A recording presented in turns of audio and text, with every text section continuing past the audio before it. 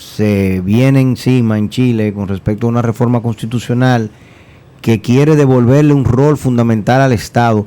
Ese es un tema muy relevante en República Dominicana porque ciertamente siguiendo los pasos neoliberales, los pasos de apertura y muchas otras corrientes, en República Dominicana, al igual que en el resto de Latinoamérica, se destripó el Estado y se le quitó muchísimo poder.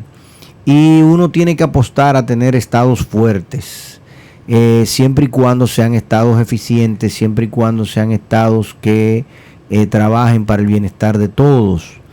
El problema es que cuando uno lo torna débiles, también torna débiles digamos, la fortaleza institucional que ellos potencialmente pueden tener. República Dominicana, a raíz de la muerte de Trujillo, que por cierto es la semana que viene se celebra, y ahora es el domingo. Propio domingo, correcto. Celebramos a las madres y la libertad. Wow, muchas cosas juntas entonces para este próximo domingo. Sí. Y hay que ver si lo vamos a celebrar en un encierro urbano o qué es lo que será lo que se van a tramar con esto ahora.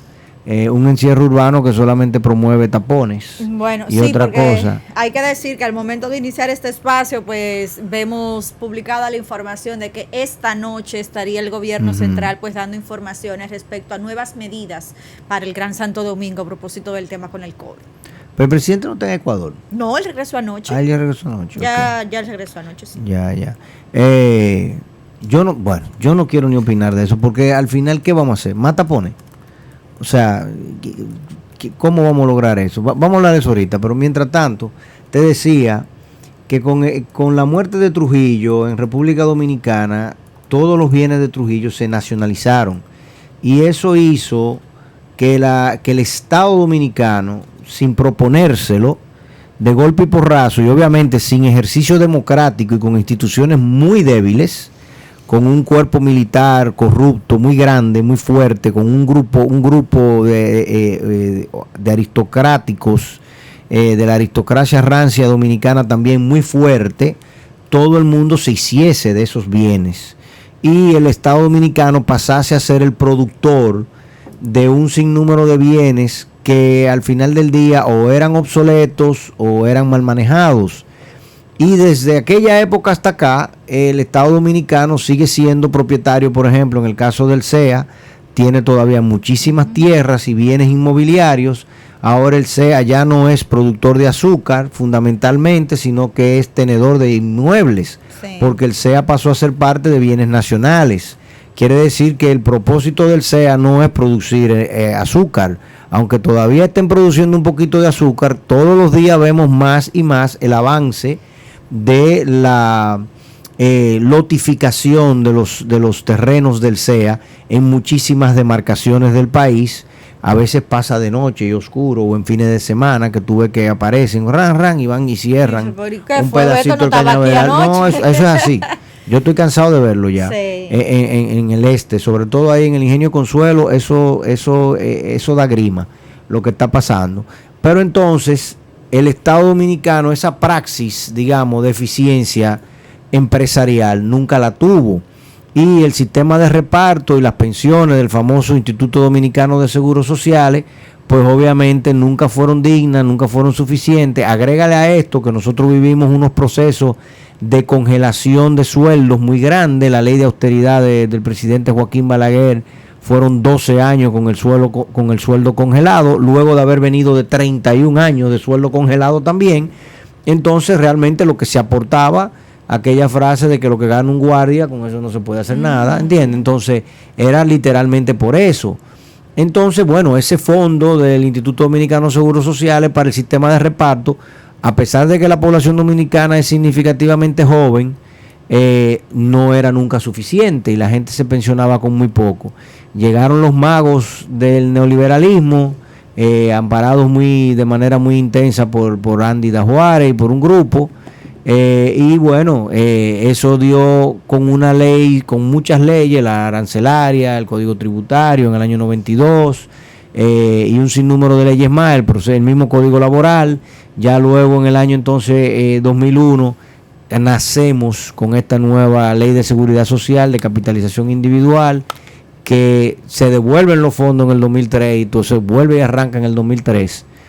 Y es lo que tenemos hoy. Y todo el mundo está viendo que cuando hace el ejercicio se da cuenta que cuando nos retiremos, si es que nos retiran, porque ahora hay un movimiento muy fuerte por parte precisamente de la administradora de fondos de pensiones, que ya no se conforman con haber manejado esos fondos por los últimos 19 años, 18 años, sino que ahora quieren un empujoncito más y que en vez de 360 cotizaciones, pues sean 480 cotizaciones y lleguemos a los 70 años de edad, 4 años por encima de la esperanza de vida, para entonces poder pensionarnos. Sí, y que ese dinero hace negocio, igual como planteaba Catalina en el bloque anterior, y lo hemos conversado por acá, con el capital del cotizante se hacen las inversiones y demás, pero al momento de ir a retribuir el dinero al ahorrante, pues simplemente lo que tiene para atrás es lo que depositó, ni un centavo de lo que se benefició a raíz de ese dinero. No es tan así, no es tan lineal. No es tan así. No es tan lineal. Mira más o menos cómo es que funciona. Más o menos. Yo no soy experto, pero entiendo más o menos la ley. Hay un tema fundamental que tiene la ley, que digamos ha hecho que por eso los políticos, la clase política y el Estado no quiere que eso se modifique. ¿Cuál es? Bueno, que esos fondos no pueden salir de República Dominicana. Exacto. Y no se pueden reinvertir en otra cosa que no sea fundamentalmente certificado del propio Banco Central. O sea, tú no tienes para dónde llevarte la plata. Y los bancos comerciales, que son los dueños de la AFP, aunque hoy en día te lo dicen que no, que ellos no son los dueños reales, que son otra gente, pero sabemos que son ellos. Claro, pues se llama AFP Popular, AFP VHD, whatever. Todo están ahí. Literalmente esos fondos lo que se han hecho es moverlo hacia préstamos al sector público. Entonces el Estado dominicano se ha financiado con esos recursos desde su incepción en el año 2003. Y es muy poco lo que ese dinero se ha podido reinvertir. Creo que es un 25% que tú puedes reinvertir en otro tipo de títulos. Entonces la tesorería de cada una de estas administradoras de fondos de pensiones, ese dinero lo que hace fundamentalmente es ponerlo en certificados y títulos del Estado Dominicano, del Banco Central. Con eso el Banco Central tapó, por ejemplo, el agujero del 2003-2004 de la banca, de Baninter, de Bancrédito, de todos los bancos que se fueron a pique en ese momento, y ha financiado la actividad pública en conjunto con los bonos soberanos y con la deuda soberana que República Dominicana ha contratado de esa fecha hacia acá. Ha sido una de las fuentes fundamentales. Ahora, si esa administradora de fondos de pensiones, todas tienen una rentabilidad, y esa rentabilidad se traduce en el dinero que tú tienes allí. O sea, y ellos te mandan un estado donde te dicen, mira, la rentabilidad tuya en este año fue de un 9%, fue de un 8%, fue de un 13%. O sea, tus fondos están creciendo. El problema es que nosotros tenemos, como diría algún religioso, un pecado original. O sea, en el año 2003-2004, cuando el tema nació, o digamos arrancamos, porque vuelvo y repito, nació en el 2001, pero le dieron marcha atrás en el 2003 y volvimos a arrancar de cero, nos resetearon en términos informáticos. Ese mismo año, esos mismos 2 años, nosotros tuvimos un proceso inflacionario de un 106% acumulado, 109% acumulado.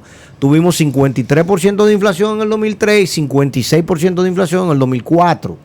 Entonces, ya quiere decir que si tú tenías ahorrado 100 pesos que ahorraste en el 2003, esos 100 pesos se te deflactaron en un 53%.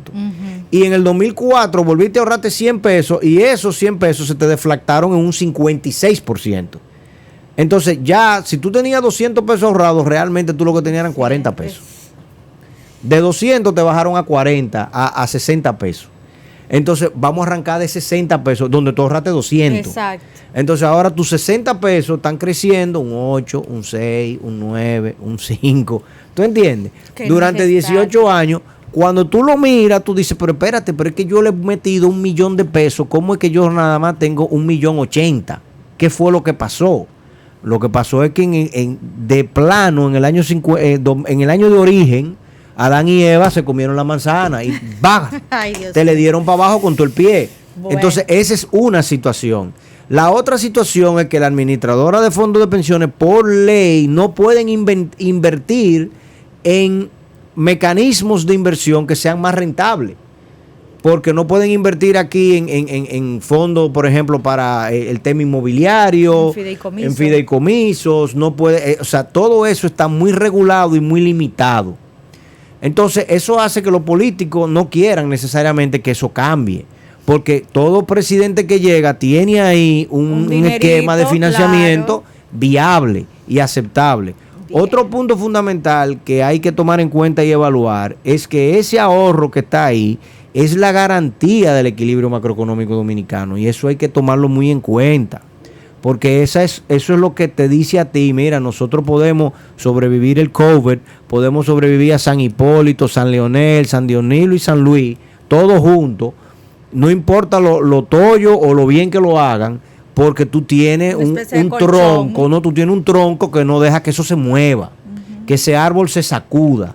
Entonces eso es importante tomarlo en cuenta, por eso no se puede festinar.